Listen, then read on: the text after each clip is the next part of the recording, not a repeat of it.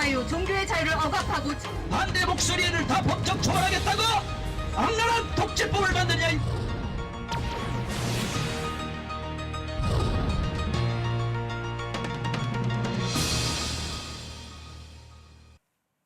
네, 어제 정의당이 주축이 돼서 차별금지 법안을 발의한 데 이어서 오늘 국가인권위원회도 이른바 평등법이란 이름으로 차별금지법 제정하라고 국회에 촉구했습니다.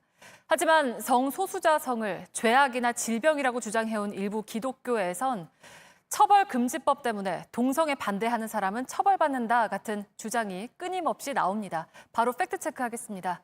이가혁 기자, 네. 굉장히 적극적으로 주장이 퍼지고 있는 거죠? 네, 그렇습니다. 온라인은 물론이고요. 최근에는 일부 지역에서 이런 광고지가 배포가 됐습니다. 지금 보일 텐데요.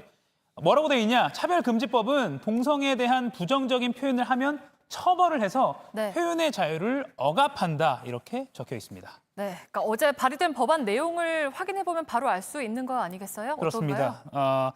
일단 동성애에 반대한 사람을 처벌하는 법이다. 이건 사실이 아닙니다. 우선 어제 발의된 법안에서 뭘 금지하고 있는지를 함께 보시죠. 성적 지향, 성별 정체성 등을 이유로 차별하는 것은 금지합니다. 같은 이유로 적대적, 모욕적 환경을 조성해서 고통을 주는 괴롭힘 행위도 차별, 불법으로 규정합니다. 그럼 만약에 차별금지법이 제정이 되면 동성애 반대한다, 이걸 아예 말조차 못 꺼내느냐? 실제 법안에는 금지되는 영역이 명확히 정해져 있습니다.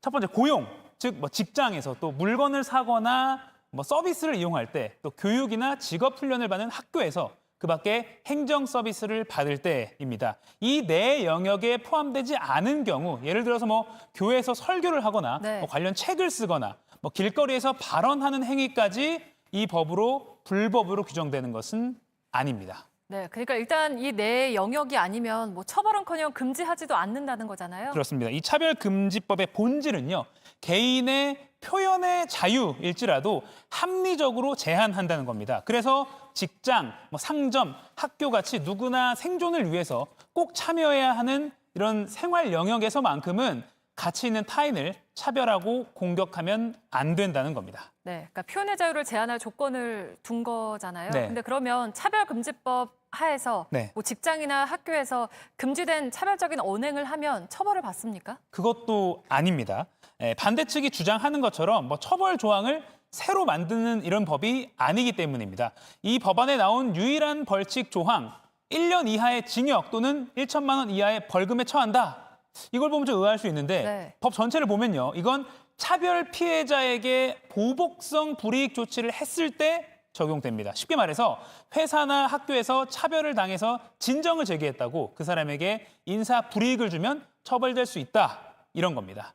지금도 국가인권위원회 법에 따르면요. 성적 지향을 이유로 차별하거나 괴롭히면 불법입니다. 다만 처벌 대신 인권위 시정 권고나 민사 손해배상 소송을 통해서 제재를 받아왔습니다.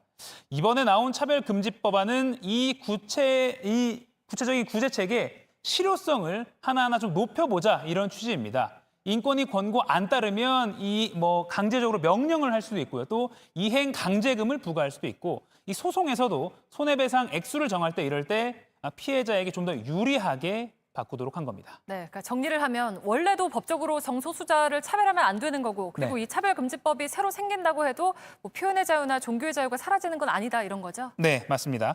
지난해 11월에 헌법재판소는 이 성적 지향 등을 이유로 차별받지 않을 권리를 명시한 이 서울시 학생인권조례가 합헌이라고 결정했죠. 이 차별적 언사나 행동, 혐오적 표현은 민주주의 장에서 허용되는 한계를 넘는 것이다. 제한될 필요가 있다. 이렇게 판단했습니다. 이 타인의 성적 지향에 대한 개인 견해를 갖는 것은 자유겠죠.